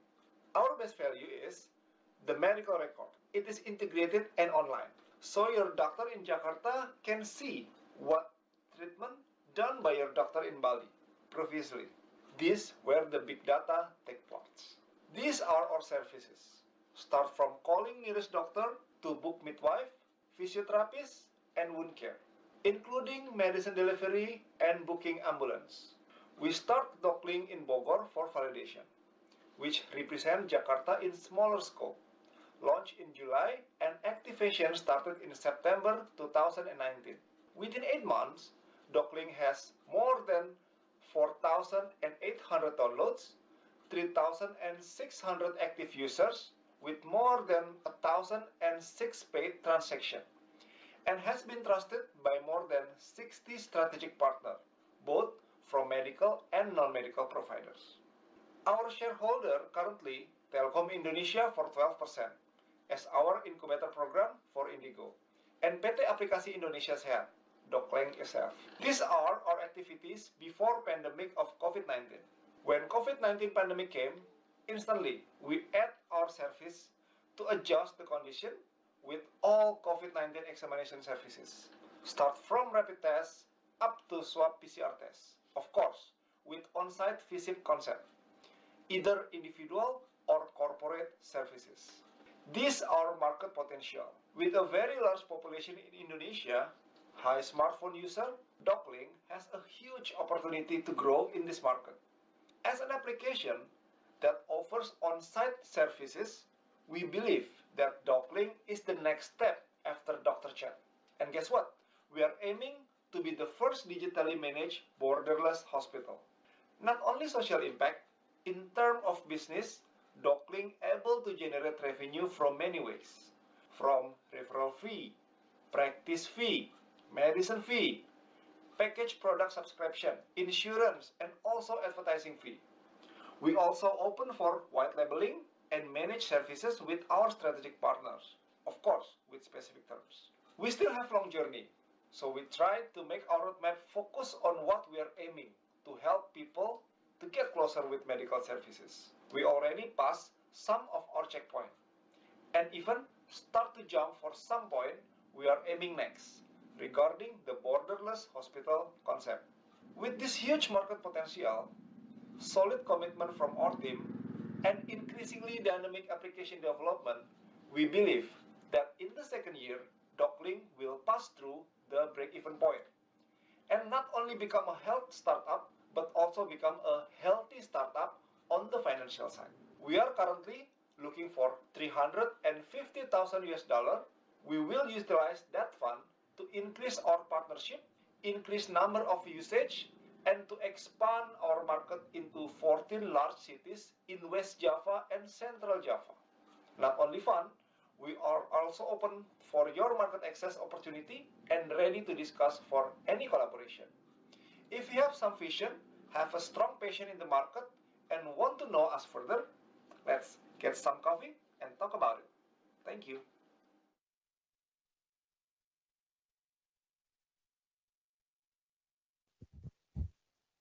All right, thank you very much, DocLink. And now we're ready for the Q&A session. So judges, if you have any questions, please let me know and we will let you speak. Okay, we have our first question from Dean Cheng. Dean, you may go ahead and ask your question. Hi, so thank you. So for several of the revenue streams you mentioned in your presentation, so which one has already been realized? That means you are collecting. Okay, thank you, sir. For the first time we launched, the first revenue that we create is from the doctors or the medical practitioners visit. So we ask for 5% up to 10%, depends on the medical practitioners type. And then next we develop for the medicine delivery. We also charge 5 to 10% for the early stage. And then currently we already have revenues generated from hospitals referral and also from B2B business, sir. All right, do we have any other questions from the judges? I'll give a few seconds to wait and check.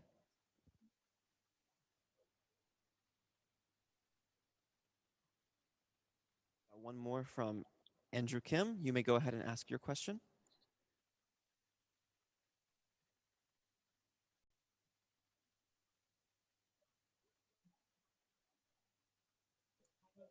Hello?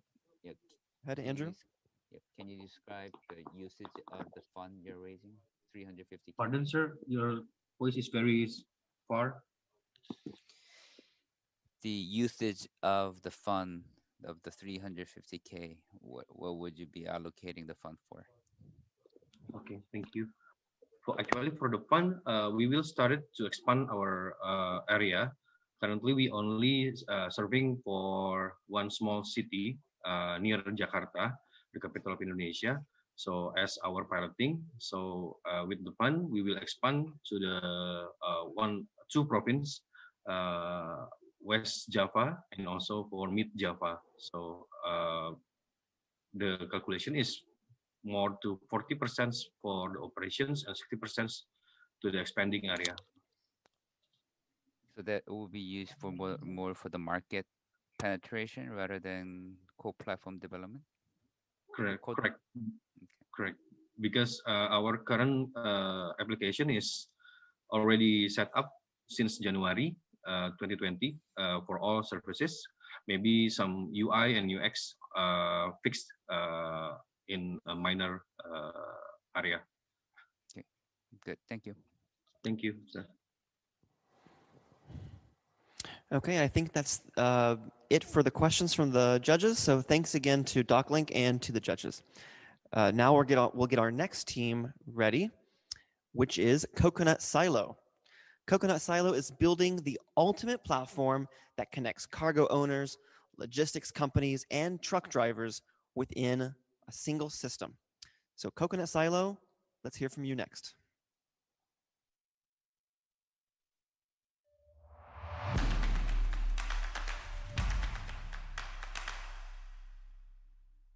Hi, I'm Tony Han, CEO of Coconut Silo, and we are currently running a faster and reliable logistics platform among ASEAN countries. Coconut Silo has started as a Hyundai Motor Group's in-house startup since April 2018, and we've successfully spinned off in this June.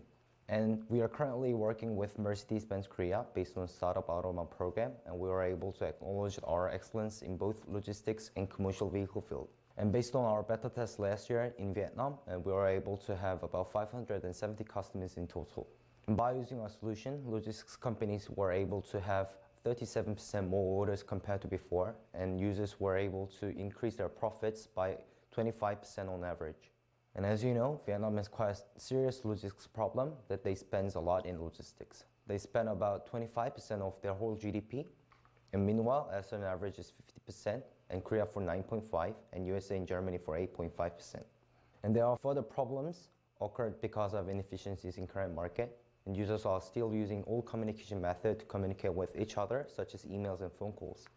And the price standard is really vague, that it occurs cargo owners to pay more.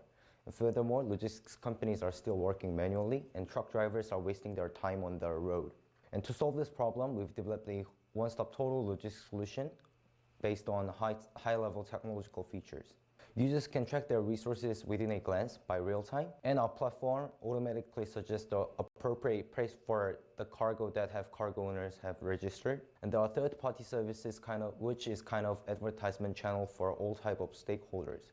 They can decrease their fixed cost expenditure, and they can enjoy the targeted advertisement programs based on their logistics history. And our business model can be divided into two main parts, which is brokerage fees and third-party service integration. And we provide our brokerage fee about 5%, which is 10% lower than our competitors. As mentioned, we take fees per advertisement from third-party service providers like insurance, fueling, and maintenance companies. And based on these features, we are expecting to be profitable in just 2 years. Of course, we have competitors in our target market. And we think that Logivan is biggest and strongest competitor in Vietnamese logistics market. However, there are differences between us and them. First, our business model is B2B, which is logistics companies included. However, Logivan take their business model as B2C. And as mentioned, our platform is better than them, technological point of view. And of course, third-party service can be differentiation between us and them. And it's about our financial projection.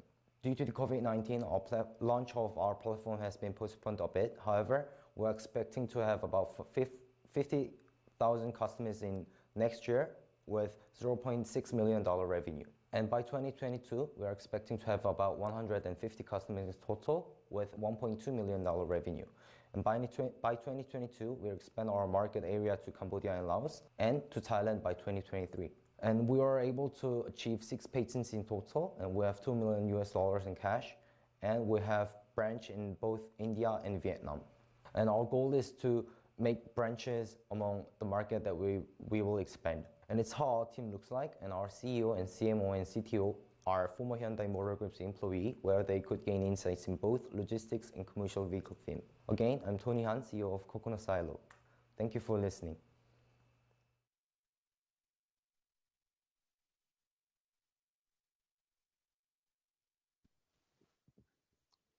Okay, and now we will open it up to the judges. So judges, if you have any questions, let's go ahead and hear from you. Okay, Alfredo. Alfredo, you can go ahead and ask yours. Yeah, hi there. Very good presentation. So I see that your future growth is going to go, you're going to go further into Southeast Asia. You have a presence in India. Do you see any opportunities in Europe or United States? Actually, we do. We've made researches in European and United States logistics market. Of course, we do think that there are opportunities in those markets, but for this point, we think that we need to focus on Southeast Asian market. And once we get quite a number of logistics volume, of course, we do have interest in entering European and United States logistics market. All right, thank you. Thank you. All right, our next question is from Paul Griffiths. Paul, you can go ahead and ask your question. Thanks. Great presentation. Just a quick question. Does the technology rely on having a smartphone, or is there something else that is used to track the actual vehicles and things? Actually, our platform is based on smartphone applications based on like GPS for real-time location tracking. And our PC PC webs for both cargo owners and logistics companies, since they often work in front of their desk with a bunch of paperwork. Okay, brilliant. Thanks. Thanks. Next, we have Jacek, who has a question. Yes, great presentation. Just one question. So I was surprised. So you are a Korean startup, but you choose Vietnam as your first market. Can you elaborate why you choose Vietnam as your first market? First of all, like Vietnam's whole GDP, 35% of Vietnam's whole GDP is occupied by Korean manufacturers in Vietnam, which means really a lot about niche market. And second reason is that, as mentioned, we started as a Hyundai Motor Group's in-house startup, and 25% of the Hyundai's commercial vehicle team's revenue is generated from Vietnam itself. Good, thank you. Welcome. Okay, next we have Dean. I will unmute your mic. Okay, go ahead. Hi, great presentation. So I want to know more about your difference from your competitor, because you're saying that you are technology-wise more advanced than your competitor. Can you just say more about that? Okay, first, our platform helps users to increase their resource usage based on two like routing algorithms, consolidated system, the smart consolidation system, and matchable algorithm. And about the consolidation system, it enables truck drivers to move multiple cargoes in a single transit order procedure. And about the matchable algorithm, it enables truck drivers to get an order on their way back to their garage. And it means like all type of users can, like cargo owners can move their cargo with decreased cost, and truck drivers and logistics companies can earn more money. Okay. Our next question comes from Andrew. Andrew, go ahead and ask your question. Hi, great presentation. You mentioned about the brokerage fee. How does that work? I'm not familiar with the business model in overall. So, who gets what and how is that cut out? Yeah, first of all, to like briefly explain about our business model, it's totally free to join and it's totally free to use. But the only fee that users have to pay is a 5% margin from logistics companies. So cargo owners can move their cargo for free, but they have to pay to logistics companies anyways. But once the logistics companies generate revenue from the cargo owner, a 5% should be paid to us. Got it. And your spin-off company from Hyundai Motors. So the majority of your current equity is, I guess, it's owned by the mother company. Is that right? 8.88% of our equity is owned by Hyundai Motor Company, and 6.12% is owned by Kia Motors, and the left is owned by us. Only 8%? 85. 85. Okay. Yeah, the less. Okay. Yeah. All right, got you. Thank you. Thanks. Okay, and that's it for the time we have for the judging session. So thanks again to the judges and to Coconut Silo. Thanks. And we will prepare for the next startup now. Our next startup is Ghent. Ghent develops self-driving tractor technologies and farmer data management services. So let's hear from Ghent now.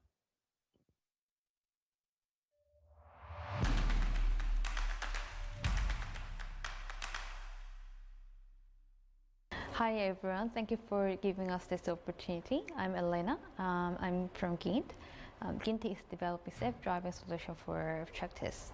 Our team is from Hyundai and Naver, which is a major automotive and data platform companies in Korea. We are now invested about 55 USD from major Korean VC.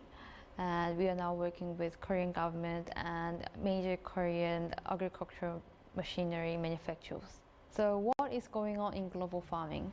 So food shortage problem is getting more critical, and mechanical farming and precision farming policies is strongly driven by global governments.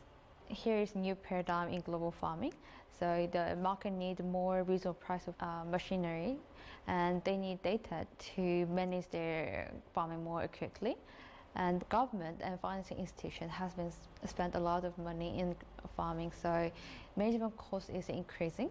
We are now focusing on tractors because tractor market is growing 6% every year, and especially advanced tractors with connectivity and driverless technology.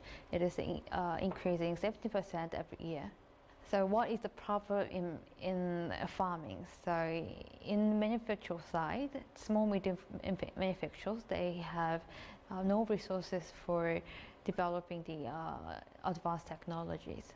And in data business, farming industry has not been digitalized, so it brings a huge inefficiency to manufacturers and the farmers.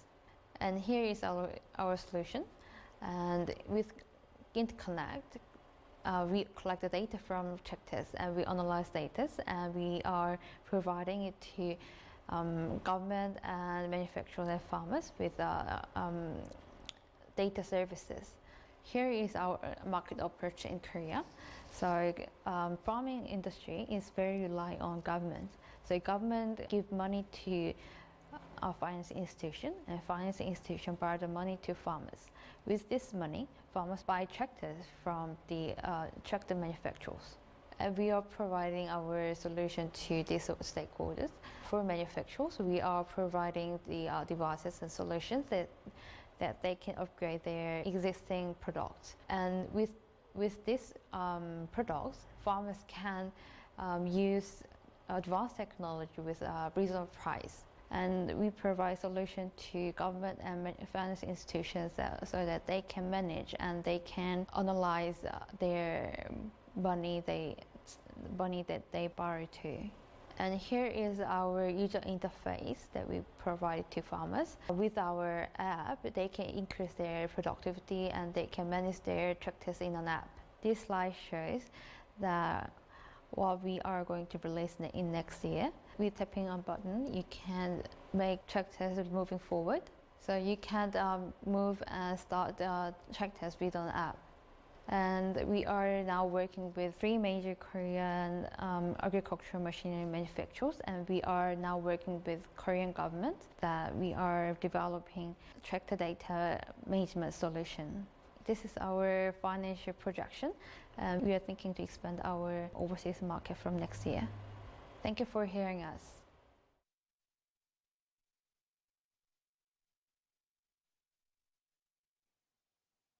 All right, and thank you for that presentation. Now we'll move on to the Q&A. Our first question comes from Louis. So Louis, you go ahead and ask your question. Thank you for the presentation. Just a quick question. So obviously Korea and a lot of Asian countries have a lot of agricultural support from the government. But in Western countries, especially the US, a lot of that market is privatized. So do you have a go-to-market strategy for countries like the US? I couldn't hear last part, so could you repeat the last question? Yeah, Oh yeah. So for the US market, do you have, since the agricultural market is not as public and it's a lot more privatized compared to Asia, what is your go-to-market strategy for the U.S. market, for example, or have you thought of that?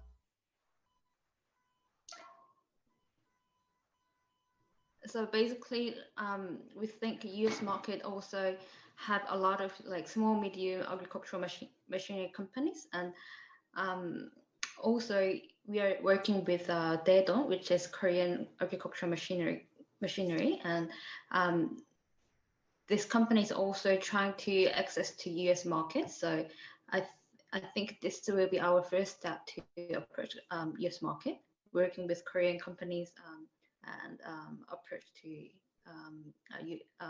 like small, medium tractor market. Okay, do we have any other questions? Yes, we do. We have a couple more coming in. So first one is Dean. You may go ahead and ask your question. Hi, can I know more about your team's background and why you choose the tracker as your startup business? The tractor is the like most like in this tractor can do a lot of things in farming. It's the most like modern machinery in agriculture, so it can do a lot of jobs. It's the like in any agricultural machineries. This tractor is the best machinery that can do any jobs. So that's why we choose tractors, and we can expand other machineries as well.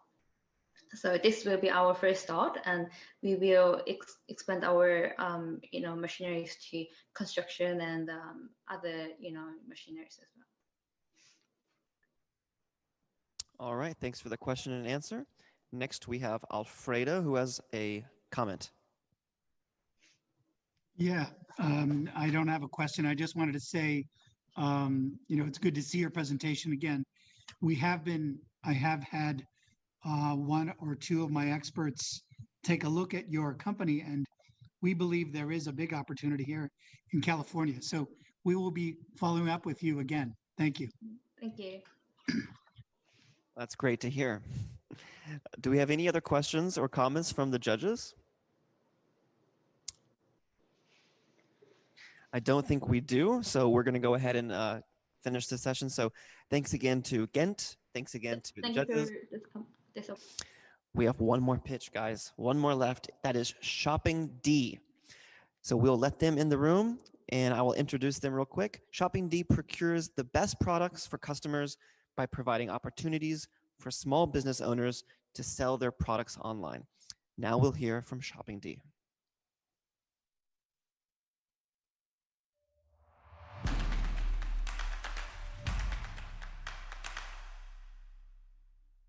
Hello everybody, my name is Isai Kumbakuna and I'm the founder of Shopping Day. So what is Shopping Day? Shopping Day is an online grocery here in Laos. I started in 2004. I did it for 1.5 years, but I have to realize that I was too ahead of my time. The technology here in Laos was not given, broadband was not here, smartphone was not on the market as well. But I still believe that my idea is pretty good. That we can help other people, make people's lives much more easier. So I put it in a drawer first, and in 2017 I realized that actually no one actually did an online business so far. So I got this idea to bring Shopping D back, to make a comeback. So I launched it on the 15th February of 2018, and I received my first order after 3 days. And that was actually the Kickstarter for Shopping D. And from the first year until now, we continue growing. We have a returning customer of 63%. Our customer buying power is average $70 per customer. We have a conversion rate of 1.8 to 2.3%. For example, last month in October 2020, we have a sales growth of 59%, which is pretty good. Our business model itself, we charge our merchants a yearly subscription fee of $1,500. And when we do deliver the grocery to our customers pay a flat delivery fee of $2.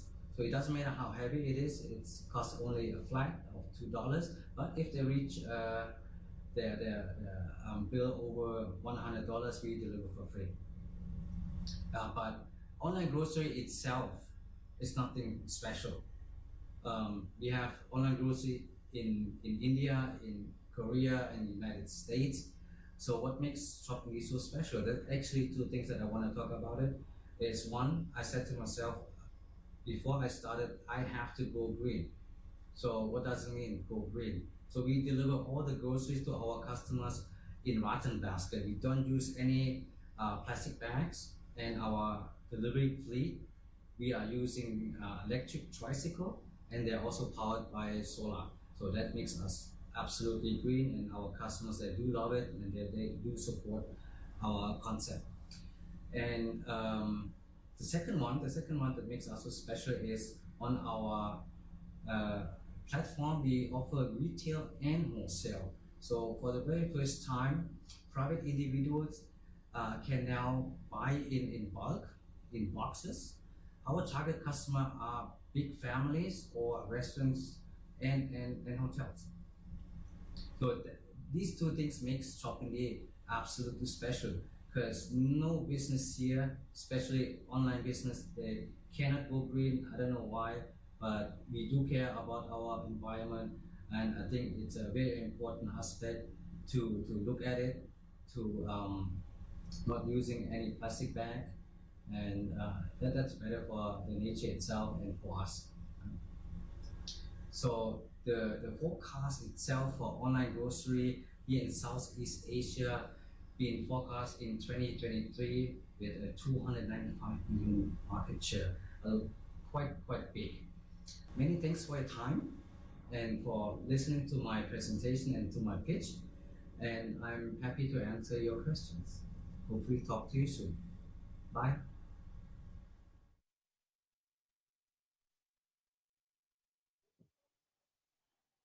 All right, we'll open it up for the judges. Judges, if you have any questions, please let me know.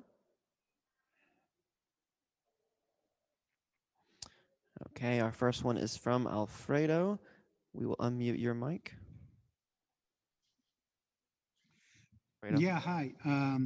So curious, you said that you use the electric tricycles. Do you own them, or is that through, are you working with a partner? No, we own them. It's in-house. Sorry, I can't hear you. We own the tricycle. It's in our in-house delivery service. Okay, great. Thank you. Okay. All right, our next one is Dean.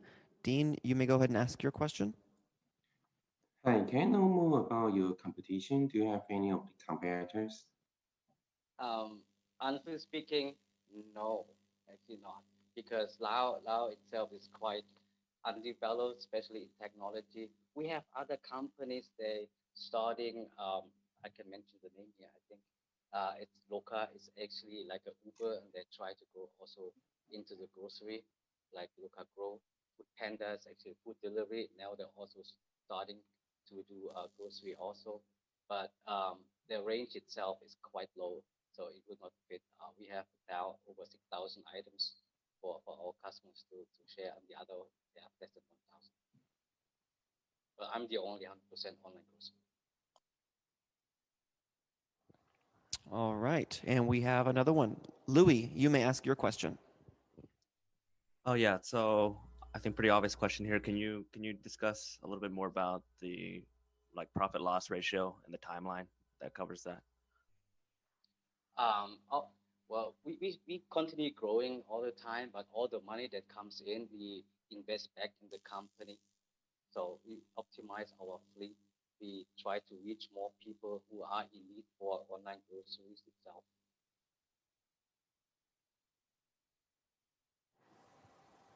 Okay, are there any other questions from the judges? I will wait for a few seconds to see. Okay, I think that's the end of the Q&A session. So thank you to Shopping D. Welcome. And thanks to the judges. And everyone, that concludes the first day of the 2020 ASEAN-Korea Startup Week Online Challenge. We hope you enjoyed today's pitches. I know I have. Thanks to all the judges for all of your feedback. Thanks to the panel members for your insights, the teams for sharing your innovations, and thanks, of course, to the audience who is curious and interested in these startups from Korea and the ASEAN region.